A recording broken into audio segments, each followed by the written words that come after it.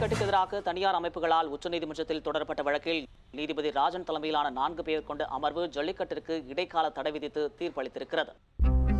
இந்த ஜல்லிக்கட்டு நடத்தக்கூடாதுன்ற கம்பெனி வருஷத்துக்கு 33,000 அனிமல்ஸை கருணை கொலைங்கிற பேர்ல கொன்னுகிட்டு இருக்காங்க.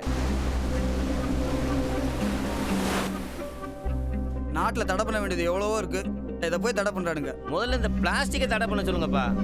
நடத்தணும்னு சொன்னா அதுக்கு ஒருத்தனும் வரமாட்டானுங்க. தடுக்கிறதுக்கு நான் மட்டும் ஆள் கிளம்பி வந்துருவானுங்க. கவர்மெண்ட்டே நடத்தலாம்னாலும் இவன மாதிரி ஆளுங்க விட மாட்டாங்க. வெளிநாட்டுக்காரவங்க ஜல்லிக்கட்டை தடை பண்ணியிருக்காங்களா? அவங்களுக்கு என்ன லாபம் இதில்? நாம என்னத்தை கண்டோம்? காவேரியில் தண்ணி திறந்து விட சொல்லி சுப்ரீம் கோர்ட்டில் ஆர்டர் போட்டாங்க. இன்ன வரைக்கும் நடைமுறை கொண்டு வரல. ஆனால் இதை மட்டும் உடனே நடைமுறை கொண்டாண்டாங்கப்பா. என்னையா பெரிய கொடுமையா இருக்கு? 300 கிலோ மாட்டு மேல 60 கிலோ மனுஷன் 2 நிமிஷம் அணைச்சா பெரிய தப்பாம்ல? ஆமாப்பா.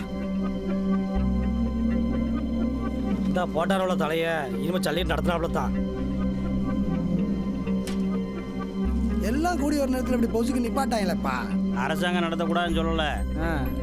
அப்போவே தாடிக்காரன் சும்மாவா சொன்னேன் இது உச்ச நீதிமன்றம் இல்லை, நீதிமன்றம்னு.